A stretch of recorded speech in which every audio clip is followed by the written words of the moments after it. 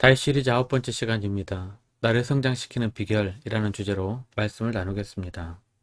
그러므로 다윗이 그곳을 떠나 아둘람 굴로 도망하매 그의 형제와 아버지 온 집이 듣고 그리로 내려가서 그에게 이르렀고 환난 당한 모든 자와 빚진 모든 자와 마음이 원통한 자가 다 그에게로 모였고 그는 그들의 우두머리가 되었는데 그와 함께한 자가 400명 가량이었더라.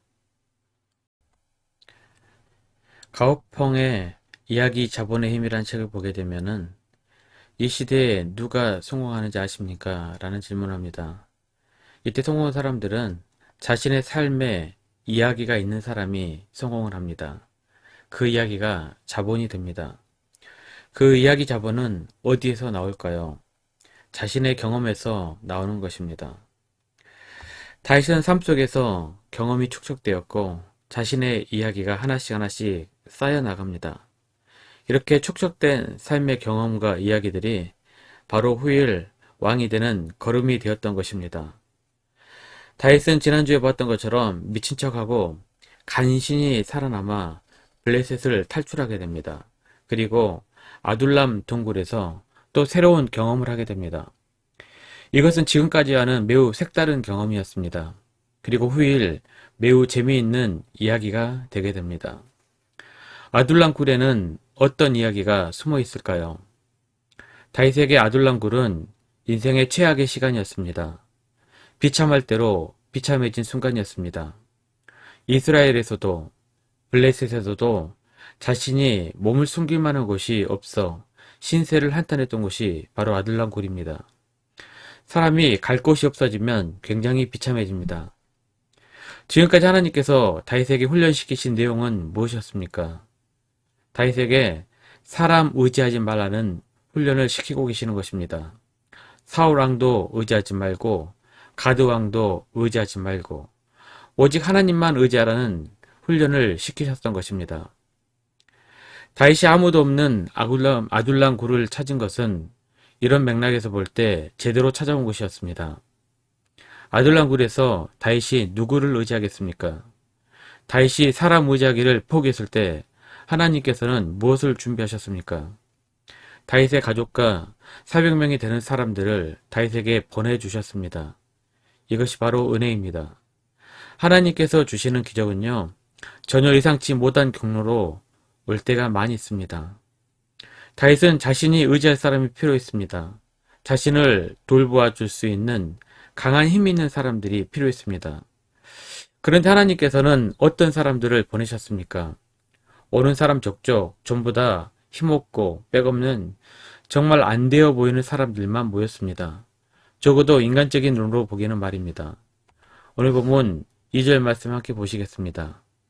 환난 당한 모든 자와 빚진 모든 자와 마음이 원통한 자가 다 그에게로 모였고 그는 그들의 우두머리가 되었는데 그와 함께한 자가 400명 가량이었더라. 이스라엘 가운데에서 환난 당하고 빚지고 원통한 자들이 모두 다윗에게 모이게 됩니다. 다시 한번 말씀하지만요. 그동안 다윗은 누군가에게 기대려고만 했습니다. 의지하려고 했습니다. 그러나 그럴 때마다 그의 인생은 꼬였습니다. 그리고 아무도 기댈 데가 없는 순간에 하나님께서는 자신에게 기대야 하는 400명을 주신 것입니다. 사실 이들은 어떤 면에서 다윗에게 전혀 도움이 되지 않았을 것 같은 사람들이었습니다. 다 빈털터리들이었습니다. 오히려 다윗에게 부담이 될 수도 있는 사람들이었습니다. 400명이나 되는 사람들, 아무것도 없는 사람들, 자신의 인생의 밑바닥이 있을 때 자신보다 더 밑바닥을 기는 사람들. 다윗에게는 자신보다 더욱 강한 자신이 의지할 만한 사람을 찾고 있었습니다.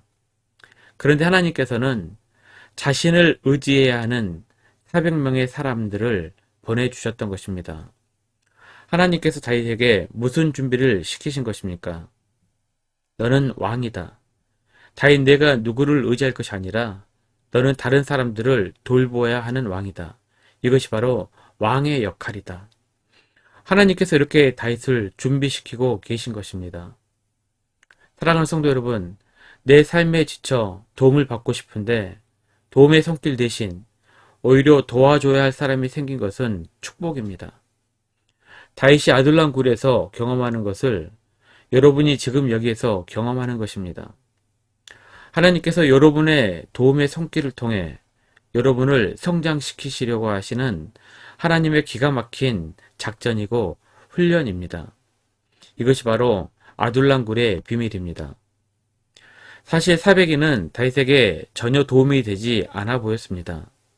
하지만 다윗이 왕으로 설 수 있는 리더십이 바로 여기에서 태동했습니다. 다윗은 이 400명을 잘 훈련시켜 나중 다윗을 보필하는 장수가 나오게 되고 지략가가 나오게 되고 정책가가 나오게 됩니다.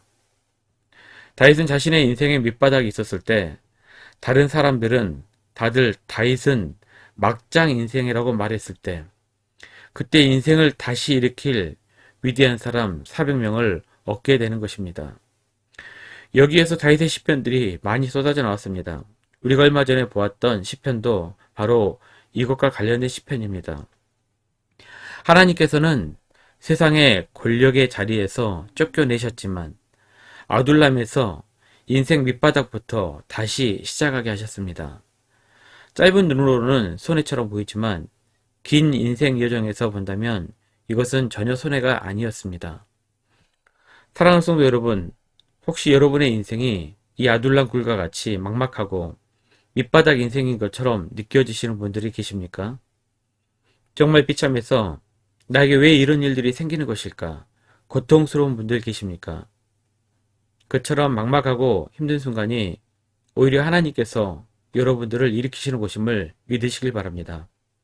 사랑하는 성도 여러분, 그 밑바닥 같은 곳에서 일어서서 더욱 하나님을 의지하고 말씀으로 자신을 다스리고 말씀으로 힘을 얻고 말씀으로 위로를 받으시는 다윗과 같은 성도님들이 되시기를 주님의 이름으로 축복합니다.